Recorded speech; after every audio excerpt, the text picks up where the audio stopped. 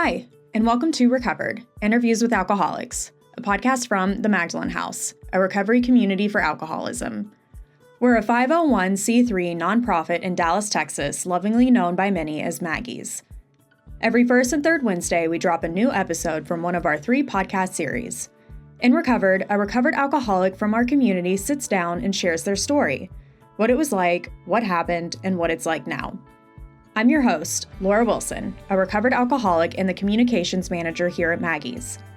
Whether you're in recovery, curious about sobriety, or here to support someone you care about, we're really glad you're tuning in. Thanks for being here. Hello, podcast listeners, and welcome to this week's episode of Recovered, Interviews with Alcoholics. Today, we are interviewing the one and only Brent Boren. So, Brent, welcome. Well, thank you. Yes. The one and only. The one and only, yes. Brent is our newest program coordinator over at our men's house. He has gone through both First Step and Next Step and was a part of our community before he became a program coordinator. Brent, I'm very excited to hear your story today. I know you've had a lot of experience in and out of the rooms, and we'll just get right into it. How did you end up finding the Magdalen House, and how did you get to Maggie's? It was from, as I fell apart on this last relapse. I first got sober when I was 19, and I'm 60 now, so most of my life has been AA with 4 catastrophic relapses. And I knew about the Magdalen Women's House for a while. I knew about that for a few years and had heard of multiple people going there. Didn't know much about the men's program. And when I fell apart, just from being in AA as long as I have, my phone is filled with AA friends. And so the cavalry showed up to 12-step me and try and get me to talk some sense into me. And as I drank myself to oblivion, and they said, get in the car, we got to do something. I did Parkland several times for a chemical detox until literally Parkland said, you're in and out of here, you're done. And so then I started really feeling the hopelessness, and the fear came in. This is real. This is getting to where I've got to do something. And Magdalen's Men's House came up. I knew about the Women's House. I'd heard great things. And I was at a point where it's do something. And so I agreed and got in the back seat of somebody's car and came, and I'm so glad I did. But that was how I heard about it and how I got to it. Yeah. They say in the book that, alcoholism is a chronic progressive illness. And I know that you've had, many stints. You said you had, 8 years, 6 years, 12 years here and there. Did each relapse get worse? Like, what did those relapses look like for you? The very first time I got sober in 1985, my first relapse was with 3 months. And it was literally because in my head, Back to the Future would be a better movie stoned. Right, I had a quick relapse, felt like a jerk, came back to the group, got another desire chip, started over, and it wasn't a big deal other than losing my sobriety and starting over. The next one was at 13 years later. So with 13 years sober, I relapsed, and I met a completely different allergy, Brent. I went to a whole new level, instant morning drinking. So every single relapse was true, progressive, fatal illness. It just got worse and worse, never better, and it got worse quickly. On every single one of them. I never had a relapse that was better than the one before it. They also talk in the book about resting on our laurels. Is that what you think happened before each relapse that you've had? You said you've had 4 catastrophic. Absolutely. So take me back to, having this long-term sobriety and then relapsing. Something I've mentioned to other people when this topic comes up is I'll ask, do you think it's possible to sit in the rooms of Alcoholics Anonymous for over, almost 40 years and not fully understand the second part of step 1? And I'm absolute proof. Yeah, you can sit in AA and talk AA and know the book like the back of your hand and all that, and still never have an understanding that it's literal. That all these pages in the book that say specifically, here's what we're going to do, here's what we did the first 100. It's like, maybe that's for other cases. I'm just not that, I don't know what it is, the delusion that I can do it my way. And what it looks like to me is that AA and God were just 2 more things that I was including it because I need to solve this drinking problem. So I need AA and God in my life so that I can run it better. And I was missing the whole point of 10, 11, and 12, where this is no longer my life.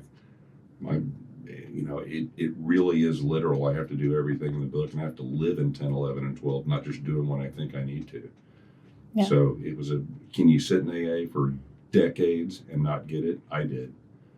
Yeah. So take me through your experience in our First Step program. Like you've said, you had 40 years of AA knowledge. What made it different? What makes the Magdalen House different? Like, how did you finally get it this time and understand your true step one?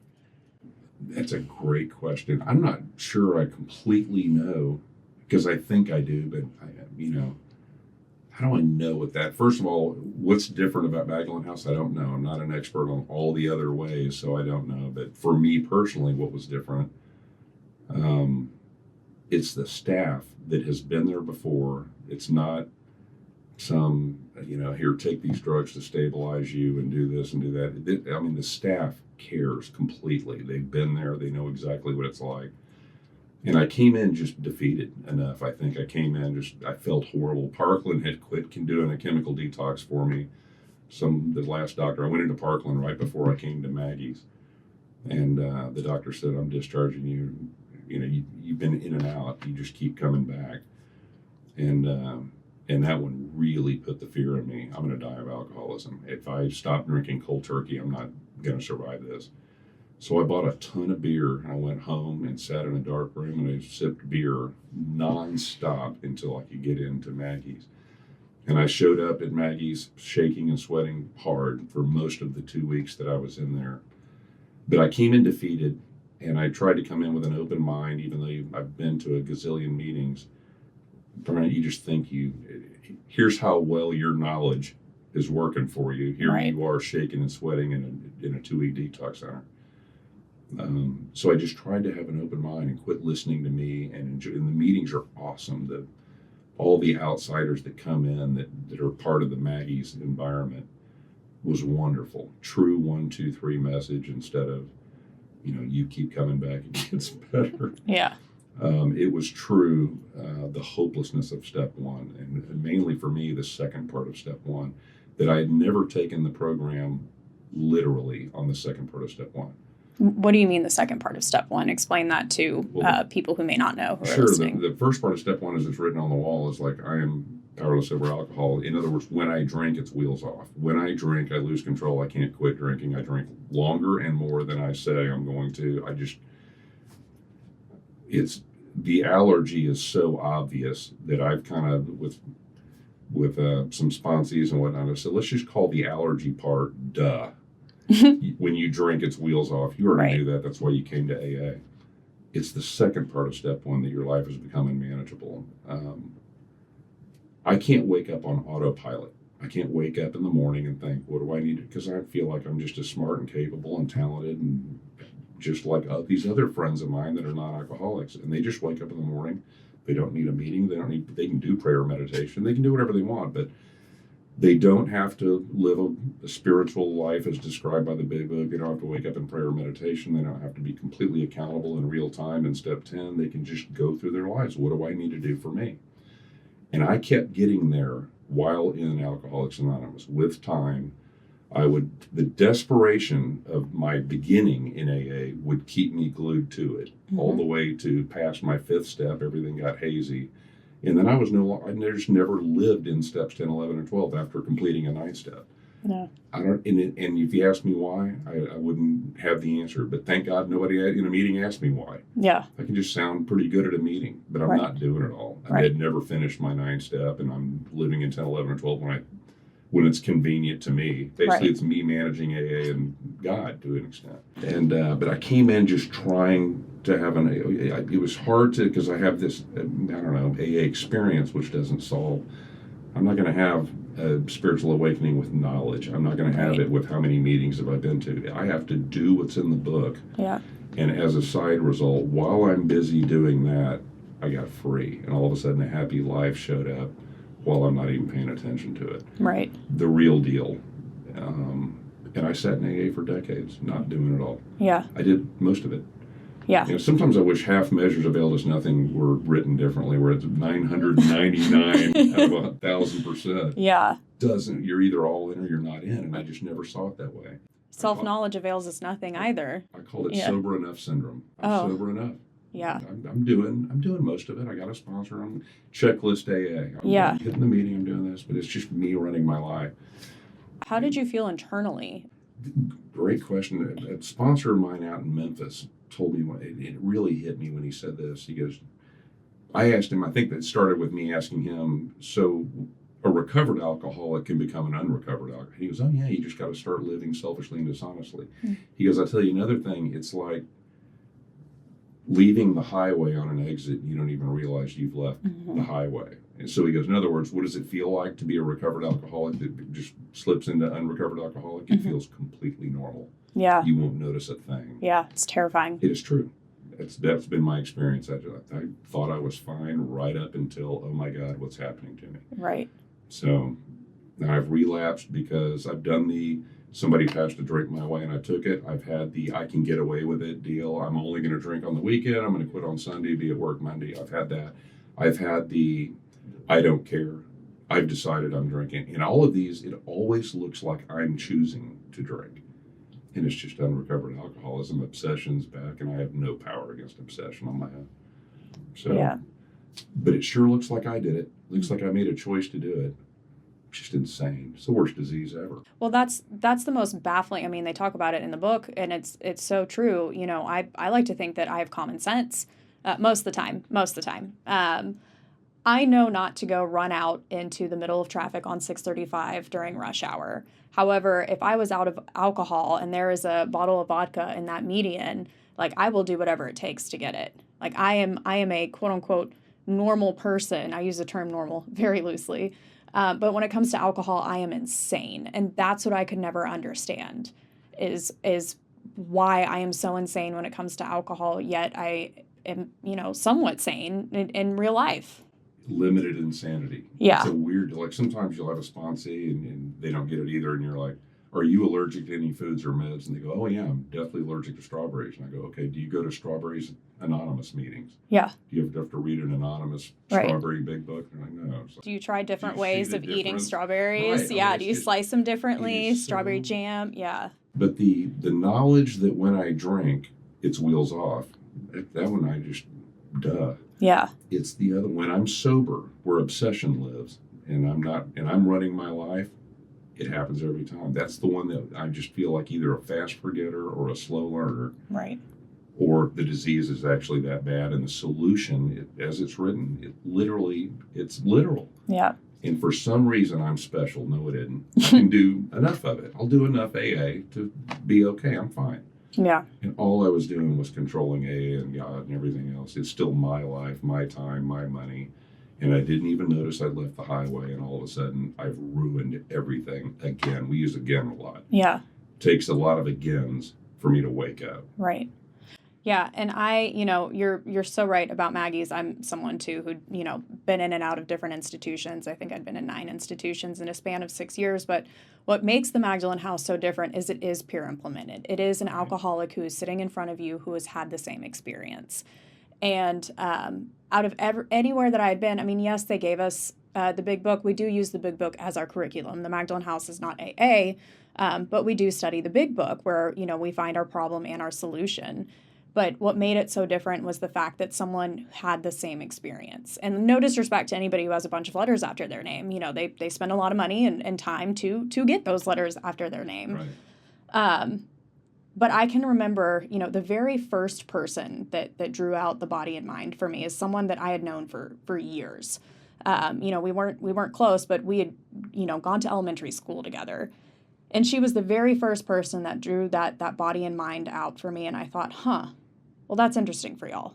I mean, it took me about 12 more times of hearing that, but hearing it for the first time, that was such a game changer for me because all of a sudden I had a definable disease. I could define what my problem was.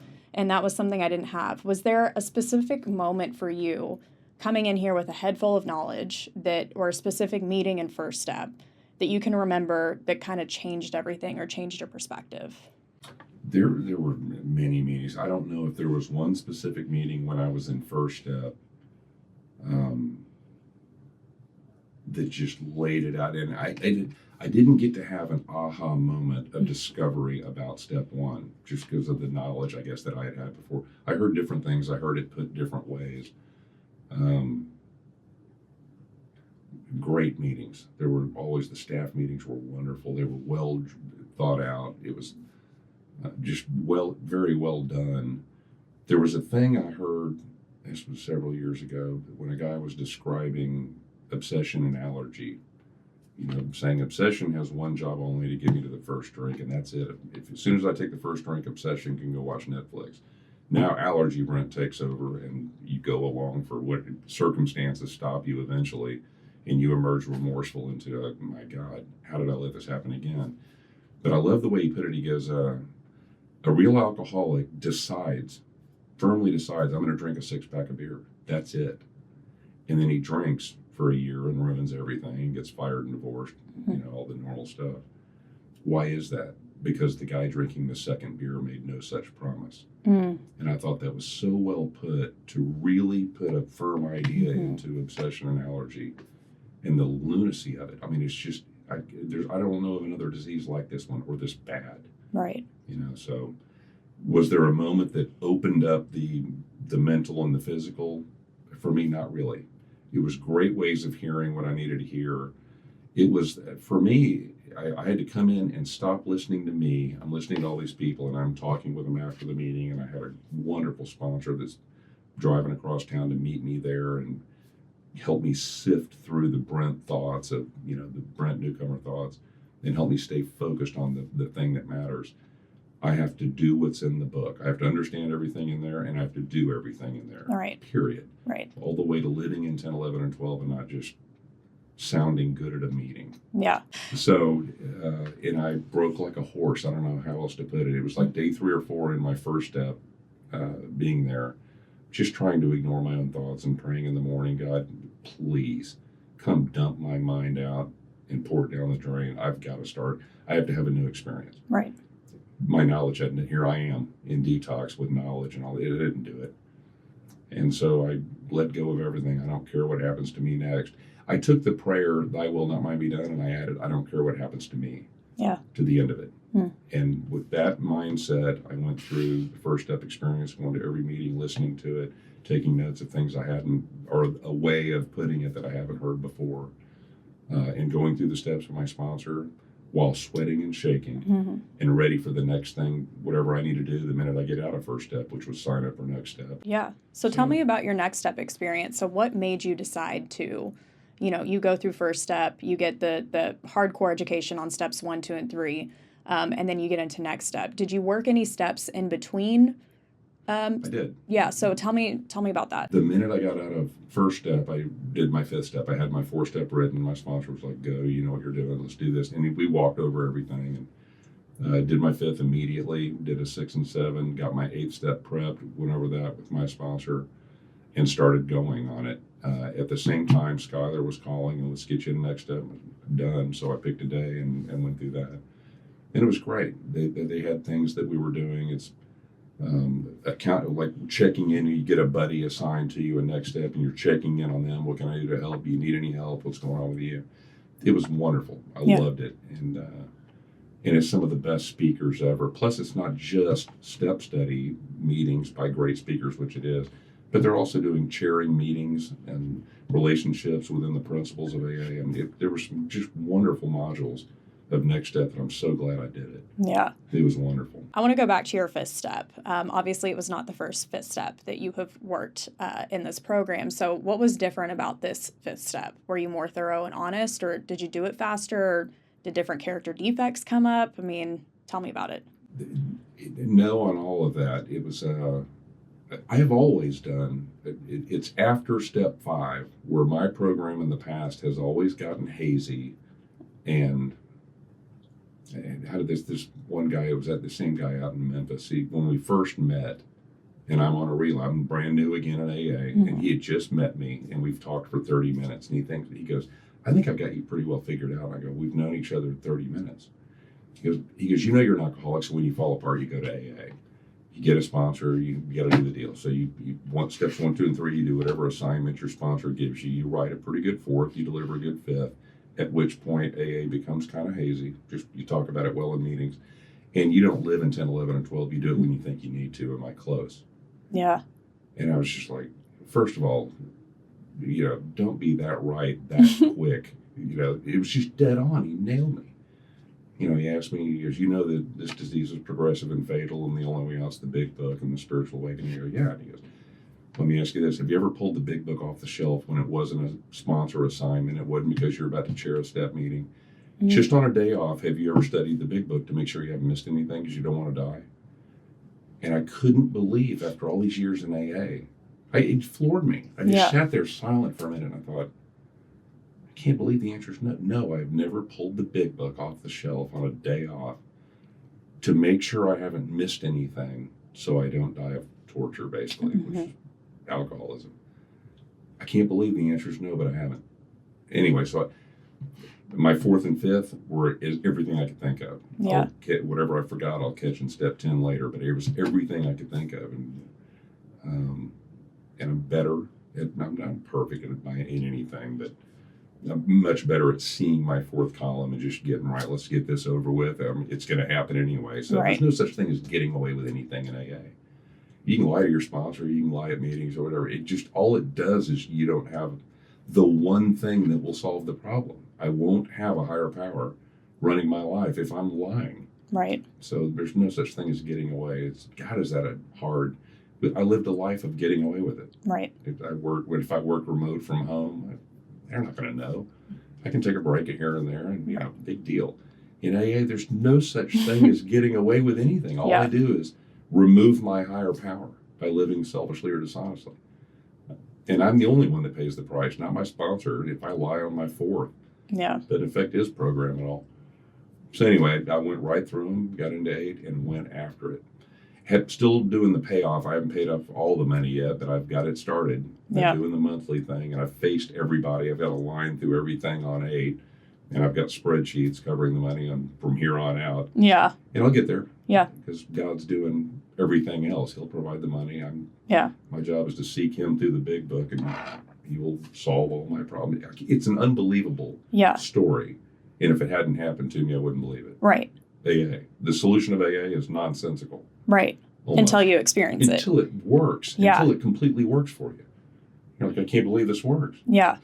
What does 10, 11, and 12 look like for you today? An honest, it's a weird deal. And there's a buddy of mine who lives up in McKinney. When he does the steps at different groups and whatnot, he goes, continue to watch for selfishness, dishonesty, resentment, and fear. Is the book telling me to watch out for my own mind? Continue to, well, who's the watcher and who's the watchee? Am I supposed to be my twisted alcoholic brain? I'm the one. And he goes, this is where I think it's connected to your innermost self, the thing you conceded everything to in the very beginning. That thing that feels true when you get to the truth and get it out. Mm-hmm. Am I doing what I really think is God's will, or am I just manipulating this whole thing to make the chips fall in my favor? Yeah. Living in 10, 11, and 12 is I don't feel like I'm walking on eggshells through the day. If I'm on the supermarket cereal aisle, I don't pray before I choose cereal. There's some things I just don't think matter. But anything of any consequence or importance in my life has to run through the filter. What do I think is God's will here? Yeah. And honesty. And when I'm not sure, a lot of prayer, waiting for intuition, and sharing with others that I trust in their program, my sponsor. To bounce what's going on in my head, the things that I'm unsure about. Anything of any magnitude. I think there's a question that I get a lot from, people who are new in recovery. How do you know that it's God's will? And the book even says that I'm going to mess it up. I had a sponsor. It says you're going to mess it up, but as time passes on, it will become more and more on the plane of inspiration. We come to rely upon it.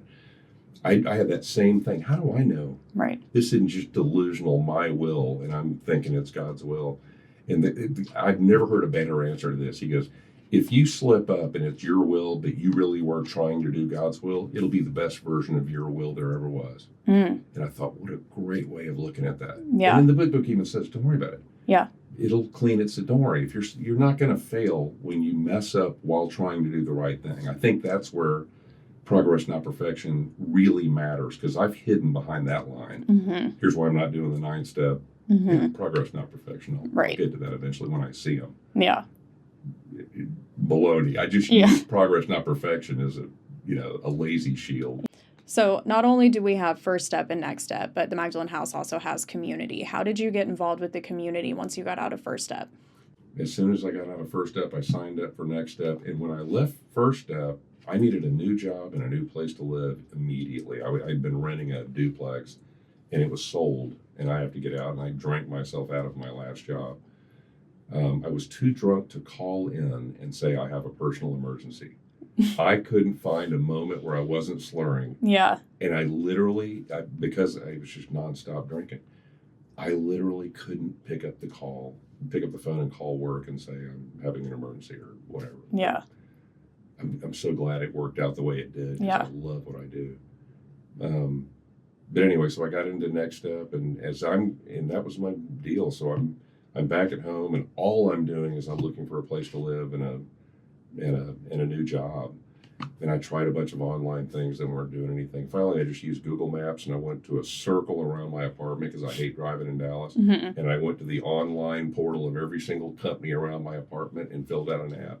And then I went to 2 miles, and then I didn't even get to 3 miles. I got hired by doing that and all this other stuff. Yeah. I sent thousands of resumes on online stuff. None of it worked. And doing that actually worked. And then I found an apartment easily. And during that whole thing where I'm just focused on my step work with my sponsor, I have to find a place to live. I have to find income before I had dumped my 401k from a previous job before I drank it away into my checking. And I'm living on that, watching it go quickly. Right. And I just took the first job that said yes. It didn't pay much. And I got a tiny little apartment, whatever. I don't care. And at the same time, I'm doing Next Step. Then Skylar had said, get into Next Step. I said, let's do it. And I had, it wasn't me doing anything, I don't think, other than a little bit of footwork and just focused on God. I got to get my steps completed, the parts that are completable. God doesn't write 4 steps. I've got to write this thing. I've got to deliver a 5th step. I've got to get my 8 for real, fully honest, and get moving on it. Get in front of them, look them in the eye, and own my 4th column and get it started on 9. But everything worked out. Got the apartment, got the job. I'm in Next Step. And instantly, anytime I had free time, it was volunteer time for the Magdalen House. I'd come down. I went to a lot of 10 o'clock staff meetings. I loved that meeting. Wanted to come. I'd bring smokes for the guys. I didn't have the money, but yeah, I did. You right. know what I mean? It's God's money, not your money. Exactly. It's like they need whatever. If they need smokes, bring smokes. If they need milk, bring milk. I didn't have a ton of stuff that cost money to bring, but I brought what I could, and just it was nonstop. So I came across my sheet. There's a sheet somewhere in our database where it lists all the volunteer stuff. It's a pretty. I didn't realize how big it was till I saw it. I was like, wow, I didn't really had some free time. You talk about losing everything before you coming to First Step and that you're so focused on this, but you're able to find a place to live. You're able to find a job while still doing step work. And I think sometimes, I know when I was here, I was very focused on a job when I got out because, you need money for a place to live. And I was, unhoused and things like that. How did putting your step work and Next Step first over finding a job, over finding a place to live. How did putting this program before anything actually work in reverse? And by putting in this first, you were able to get these things. I don't know how I'm trying to word this, totally but understand the question. I think the honest answer is I have no idea how that. There's the part of AA. I really do believe it looks like I had a work problem and an apartment problem and a money problem, and I don't. I have alcoholism. Right. And I have one problem that's causing all the other problems, and I had this mindset, I don't care what happens to me. I'm going to get a sponsor that knows what he's talking about and do all of it. I don't care what happens to me. And I didn't have to do that. Right. I was willing to, I don't care if I ever work again. I don't care if I ever date again. I don't care about anything. I've got to get recovery. And while I was doing that, with that attitude, I never had to give up anything. I didn't miss a meal once. Unfortunately, I have not missed, I need to start missing some meals. Good Lord. And that's the part, I don't know. It didn't me. While I was talking to one of the residents yesterday. We're sitting out in the parking lot outside, and he's like, "How's this going to work?" how did it work for you? And I go, I don't know how else to tell you this. I was busy seeking God through the big book, and while I wasn't looking, my life fixed itself. There really is a higher power, and I don't know who he is. I don't know what it looks like, but I'm not closed-minded to it. And there's no way I did this. There is a higher power. It absolutely works, and I don't know who it is or how it works. I don't know how to describe it. Right. But it's an illogical solution. Yeah. I was busy seeking God through the big book, and while I was busy with that, in my rearview mirror, while I wasn't looking, a happy life showed up. And I've got the apartment, I've got the job. It's not much, but it's plenty for me. Yeah. Wealth has taken on a new meaning. I wake up and there's nothing there. I'm not in panic. I go to bed when I'm tired, and there's nothing on my mind. Now there's no money that can get me there. Yeah. Anyway, I don't know if that made any sense. No, it does. I think it's so interesting. I remember when I was in the house, I got so stuck on step 2. And we talked about this earlier in the podcast that, what makes the Magdalen House so different is that it's peer implemented, that it's people who have recovered. And for me, it was seeing that happen. I mean, you could see it happen as soon as you got into the house. You were in the first, 3 or 4 days, but you're seeing the people who'd been in First Step. They were leaving First Step to go back out to the real world, if you will. Right. They were coming back to the meetings. Right. They were talking like, hey, I just made it through the house. I know you can make it through these 14 days too. They were the community assistants. They were the overnights. And even though I had no concept, I was very mad at God. So step 2, I way overcomplicated. And but finally I realized on probably day 12, I was like, this is the physical proof. Like, I can't explain it, but I can see the proof in the women coming back to the house and the men coming back to volunteer. You, even though you don't understand it, it's like you can still see it. Absolutely. Yeah. I don't know who God is. I still don't. And it's one of those deals that a lot of people in AA just avoid even talking about it, because I have this thing in my head. I don't want to try and sell my higher power to anybody else. Everybody's got to have their own experience, and I don't want to offend somebody. Right.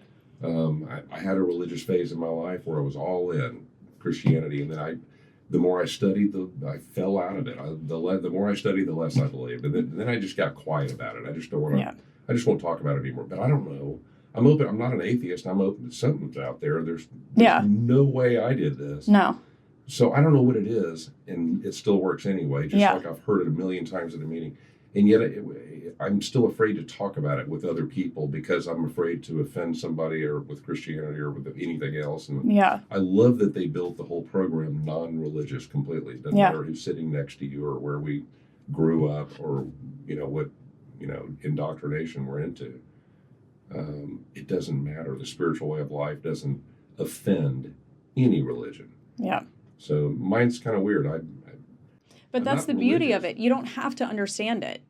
It evolves as your recovery evolves as well. How do you feel that you have to do this for the rest of your life? I hope that I feel like I have to do this the rest of. I hope I wake up every morning knowing that I have to do this the rest of my life.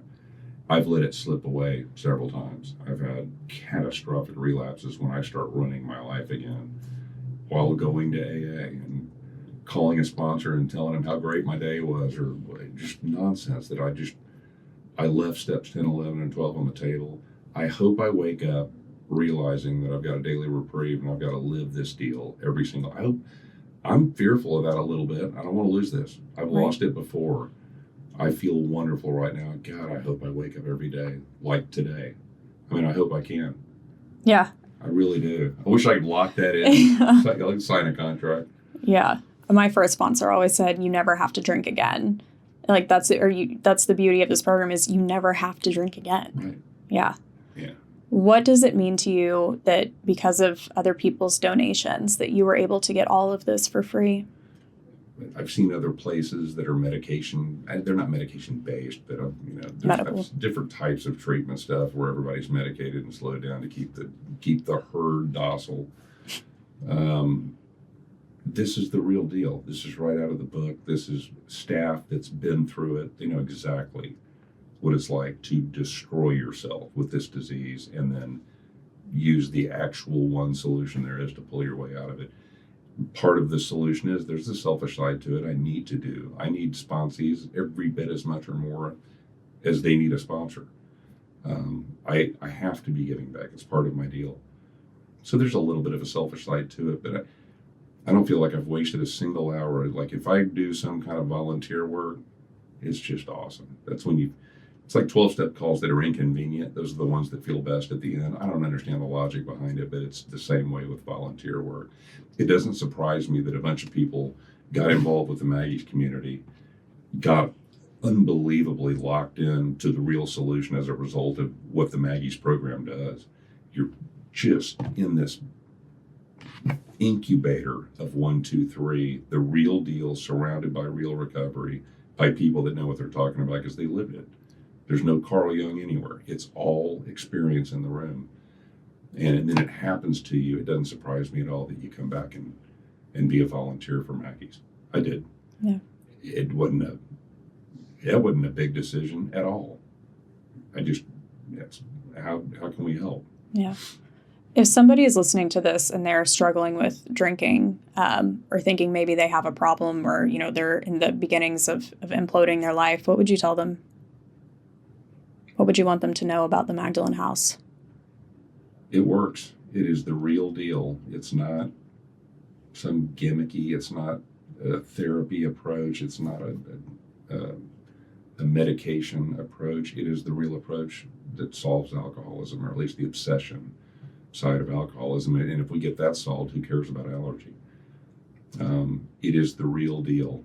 If you're ready to quit and it's not, I never thought I've got to quit drinking. I didn't see it that way. What I saw in my head is I have got to quit building up my life a little bit and then burning down the house with me inside of it, over and over and over again in front of everybody that matters to me. I'm sick of this cycle. It's more than just drinking. It is that, but it's way more than that. This has got to stop. Maggie's is the place to get on the path of the way out of that.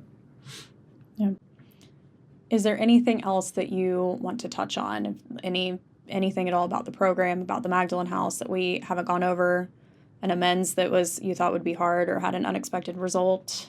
Or anything about the steps this time or recovery this time that's different? It was the willingness. I think the big difference, and I'm not sure if alcohol is the thing that did it to me, that got me in. It's like if you're getting hit in the forehead with a 2x4 over and over, eventually, okay. And alcohol is the big persuader that got me to a point where I could actually say the prayer, "Thy will not mine be done. I'm going to do what's in this book, no matter what happens to me. Regardless of personal consequences, I'm doing this." Setting aside the pride. I used to have time, and here I got to be a newcomer in AA again. I don't want to be a new. All this crap in my head that is just wasting space in my head. I had to just let go of everything, be where I needed to be at Maggie's, and it worked. I don't know what the magic bullet is. I don't know if it was a magic meeting or a great speaker. I don't know. But not only did it work for me, I'm looking at the community of Maggie's. Holy moly, it apparently has worked for a ton of people, and it did work for me. Yeah. So I hope this lasts forever. I hope that one day at a time, I can stay where I'm at right now. I really do. I guess that's up to me to stay one day at a time, but yeah. But I love Maggie's. It made a huge difference in how I see things. Brent, thank you so much. This has been absolutely wonderful. If you would like to speak to Brent or get connected with him, he does work at our men's house, our new men's house at 2002 Moser. We now have a permanent address. Awesome. It is awesome. If you haven't seen it, go check it out. If you want to get connected with Brent, he does do the 10 a.m. meeting there every Friday. So you can go talk to him, connect with him, look him up on our website. But Brent, thank you so much for being here today. I really appreciate it. Thanks, Laura. Thanks for listening to Recovered, Interviews with Alcoholics. If this episode has offered hope, clarity, or comfort to you, please consider making a donation to the Magdalen House. By paying it forward, you help make sure the next alcoholic gets the same chance, completely free. You can give anytime at magdalenhouse.org. We release new episodes every first and third Wednesday, so be sure to tune in. Want to learn more or stay connected? Visit magdalenhouse.org or find us on social by searching The Magdalen House. The Magdalen House is a privately funded 501c3 nonprofit in Dallas, Texas, and every program we offer is possible because people like you choose to give. Thank you for helping us change and save lives.